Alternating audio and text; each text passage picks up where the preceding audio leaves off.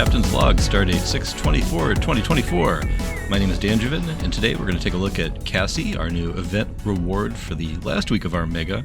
Coming up this Thursday, the 27th, we get to start competing for her in a full faction event.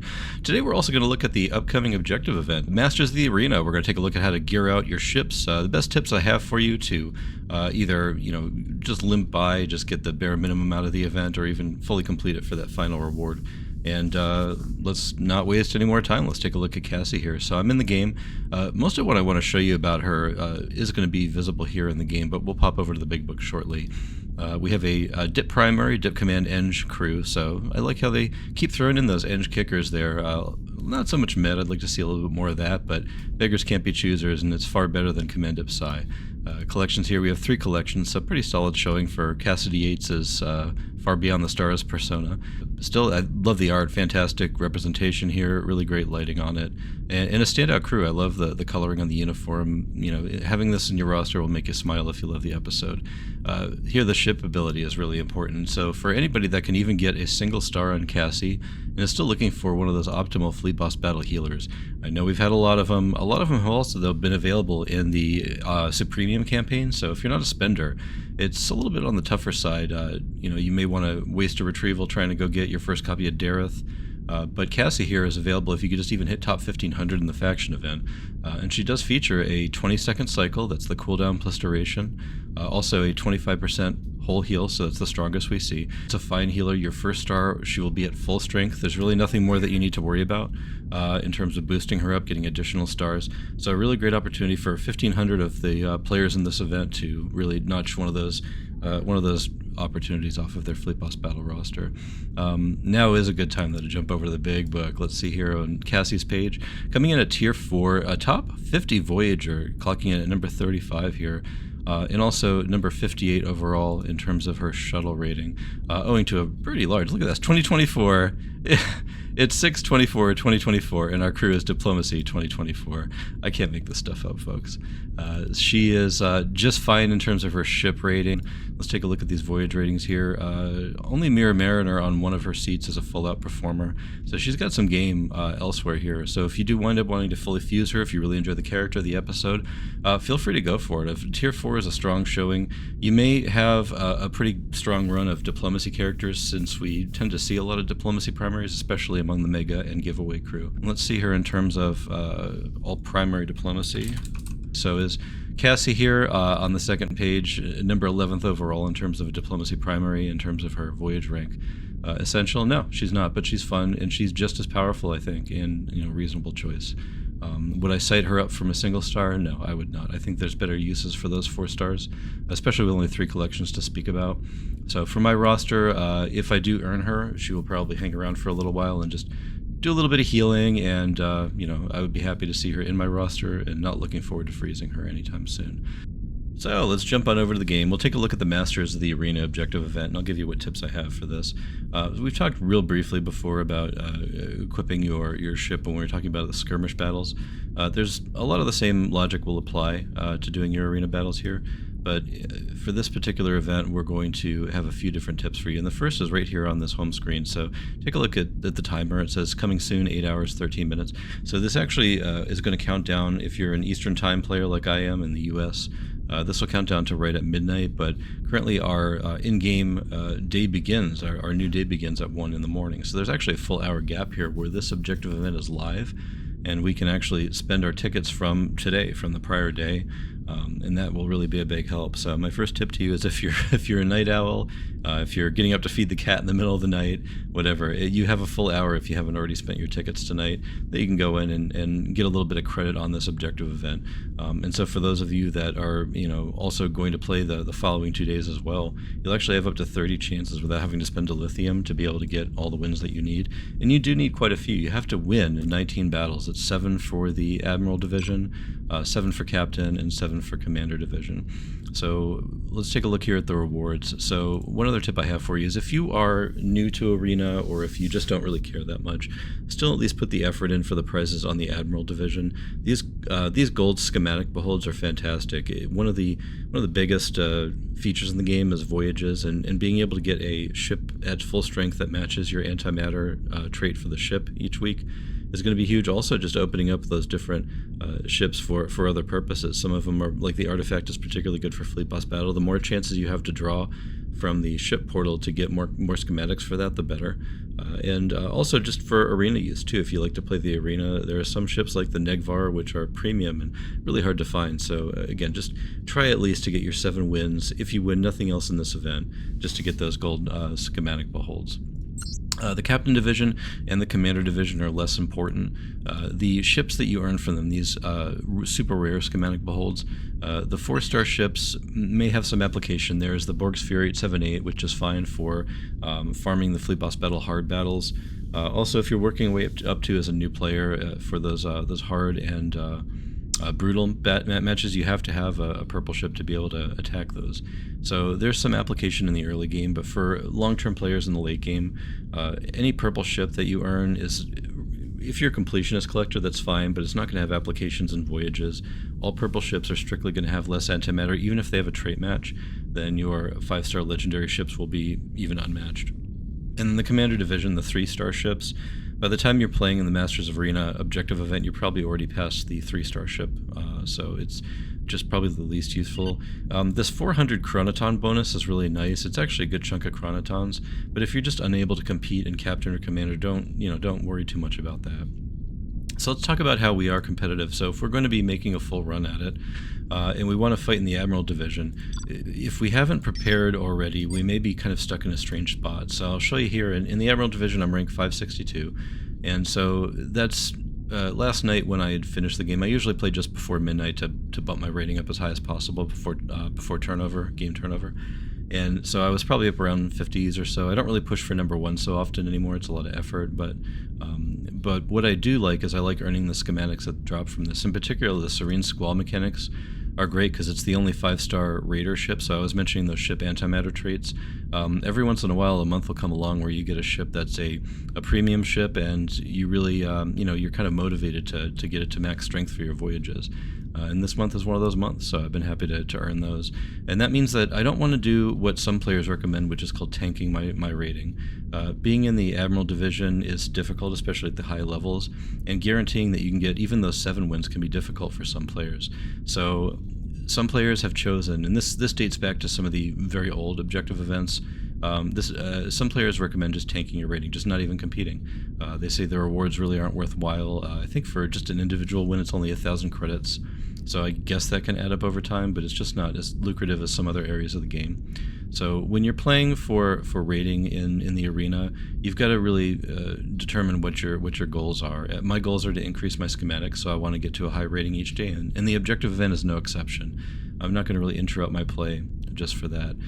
So for the players that do choose to tank, they just don't fight. They put on a level 1 ship, like the USS Dove or something that came out recently that they haven't accumulated a lot of schematics for, and just let themselves fall to rank 10,000, rank 20,000. So they're fighting just a single level, like level 1 ships on the way back up. Sure, it'll do it. It'll easily get you your 7 that you need whenever the objective event comes up. But I think for the entire rest of the time, that does your account a disservice, so I would not recommend that. So then how do we compete? How do we get our 7 wins if we are fighting hard? How do we crew our ship? How do we staff it to make sure that we get those wins? Well, let's take a look here at my crate. So I'll break here to mention it's certainly possible to win this objective event with an alternate ship. You may have some fantastic premium ships that are fully 10 out of 10. You may have the Borg Cube, the standard Borg Cube that you got off the Dabo wheel and managed to get to level 10. You may have the HMS Bounty. All these ships are fine, but the reason why I focus on the Kraton for this discussion is that it's the most consistent. Its attack, its speed up gets out ahead of all other ships except for the Negvar and the Bordas, really fast cloakers. So in most of the battles that you'll be fighting around the, between the 2500 and 500 arena ranking, you'll be able to pick your shots. And so, funny enough, the easiest to win with, the Kraken, is also the easiest to attack into because it's the most frequently misstaffed ship that you'll encounter. So you'll have your choice with people that may have copied another build they saw, or people that don't fundamentally maybe understand how to put together a decent loadout. Maybe they're just jamming in what looks like it's got the highest attack rating on it. Those are the easiest ones to pick apart, but play to your strengths. If you have the Kraken only at level 7 and you already have a 10 out of 10 ship, a lot of the staffing that I show you in this video is also applicable. You'll be slightly slower. You may lose some battles here and there, but so long as you have that evasion crew up early on, should protect you those extra 2 seconds you need for all of the same hammer type crew, Barge Torres, and maybe your chances taking Kirk or Ruropenthe Commandant, whoever else you have that'll do the 400% damage. And then maybe you're using Demo Manscati, who's perfectly fine. Maybe you need an extra couple of seconds for him. All of these will eventually get you some wins, but you may find some losses mixed in. So this is what I'm showing is just the most consistent way to maximize and get those wins every time you go into the Admiral Division, with just a little bit of refreshing and some good planning. So my Kraken has a loadout in. I've mentioned this loadout before. We have an evasion crew in Triple Kirk here. We have an accuracy crew in Barge of the Dead Torres. We have an attack buffer, as in one who buffs the attack, and then we also have a damage hammer in Chances Taken Kirk. But the most important thing out of this entire loadout, if you want to win your arena matches, is just not to lose them. And so you need to have an early evasion crew in order to be able to guarantee that. Let me show you again how I like to sort over in the big book and search to find those evasion crew. If I'm in my ship battle ratings, take a look at my search at the top, where I search for evasion, and then I search for initialization less than or equal to 4. And I also do a sort by boost, so you want as high as possible. There at the top we got Spock Block himself, Labor of Spock. He's just good in so many weird areas of the game, and Arena's no exception. The most important thing, just find a low initialization time, and the reason being you want it at 4 seconds is because on your Kratens, those Kratens are all going to launch their attacks, their hammers, their damage hammers are going to happen at the 4-second mark due to this, the power surge. Speeds up cooldown timers, so that means that anybody who reads 6 seconds in your roster actually reads only 4 seconds. So all these are going to go off virtually simultaneously. You not only need to have a good evasion crew to stop yourself from losing, but you also have a good accuracy crew to punch through the opponent's evasion and still try to eke out a win if they've thrown up decent defenses. You certainly want to look through your rankings and refresh to find favorable battles, but as you get further up in the rankings, it may just be all Negvars or IKC Bordas from the Honor Hall. There's some really tough ships at the top end that are hard to break through. And so, your options may be limited for who you can attack into, and so you may not have as easy a choice as we're seeing. Let me find a good easy choice to show you. Like here we go. This person has a Kraken but no evasion whatsoever, so they've gone all in on their attack. They have a very early activation on Mirror Spock here. He activates a single second, so they're all in on the Alpha Strike here. And this would actually be a pretty difficult battle. They're more often than not going to punch through your defenses. But if you have a high evasion, at least you can stall out the battle long enough so that your hammers are firing off at the same time. And with a really strong crew like the Barge of the Dead Torres to boost your accuracy, you're going to be doing fine. I'll show you here. There is a great page on the wiki that I'd like to show you real quick. It's just simply called ships, but further down there's a ship stats. And here it actually goes into detail on what evasion and accuracy do for you. I won't bore you with the details, but I will show you here this final note. It says if your accuracy is even, it's a 70% chance to hit. So if you're worried about why you keep losing the arena just randomly, that's it. You may be missing every single one of your shots. It gets even worse if the opponent does have evasion up. If your opponent's evasion is double your accuracy, if you're not even bothering to boost your accuracy, if your entire ship's roster is just red crew that are attacking, you only have a 50% chance to hit. And so, I mean, you may just be wet noodling it through the whole battle. But look at what happens the other way around. If your accuracy is double the opponent's evasion, you have a 94% chance to hit. So imagine if every single one of your hammers is guaranteed. You've buffed your hammers with Captain Tuvok, and now they're huge, and now that 400% damage is coming, and you can virtually guarantee it. Well, that's what you want. So that's why accuracy is important. People may think, oh, just all attack all the time. No, accuracy is extremely important for those battles. So let's look at some accuracy crew here. We'll jump on over and we'll search by accuracy. And then this we can be a little more lenient on. We can do less than or equal to 6 because we want accuracy crew that are going to fire at the same time as our hammers. They can be arranged first in your roster. We'll talk about that in a second. Here's Sword as king here with an extremely high +10 boost. He has some penalties and limitations, but he still has a full 400% damage hammer. Barge is just behind because she has a -3 evasion penalty, which is difficult.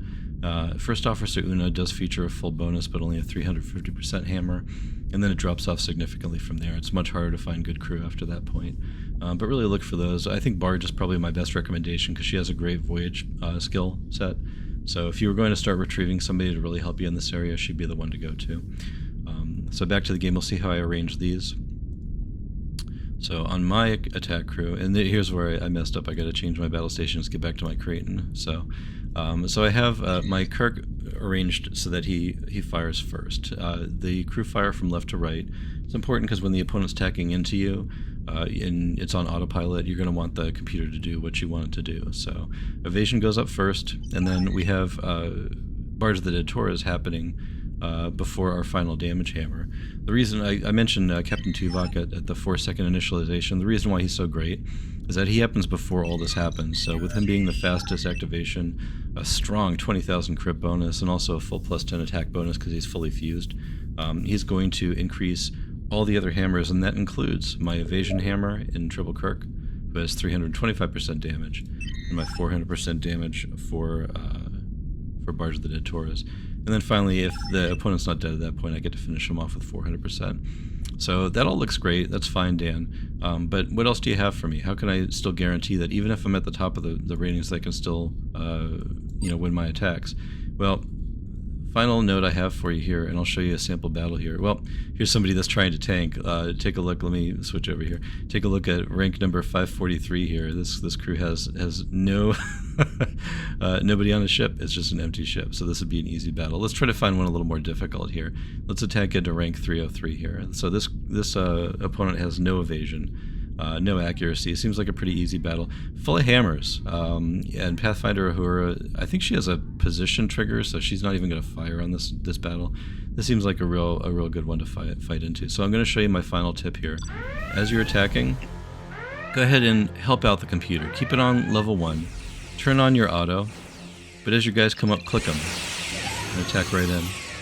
And so you can actually speed up your attack a little bit just by knowing the order that your crew are going to fire in, and then going ahead and clicking ahead of when the computer would actually do it. The computer activates those attacks on maybe like a third of a second delay, and it activates them all sequentially if they all fire at the same time. So you're really going to want to just, you can click faster than the computer can automatically activate them, and that's certainly going to be faster than the opposing ship, who is also on auto, is going to be counterattacking.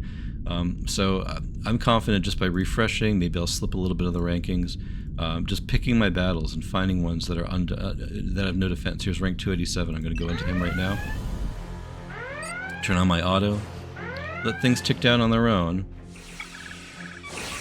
Yeah, that was super easy. Yeah, they had nothing, so yeah, you have a leg up now. Now that you have the knowledge of how to put together an arena attack crew, how to protect your ship, how to also get the maximum out of your attack boosts, and then also how to choose your opponent, I think that all of you really don't even need to tank anymore. So keep yourself at the top of the ratings and get those great schematic rewards every day, and don't be afraid of the big bad objective event.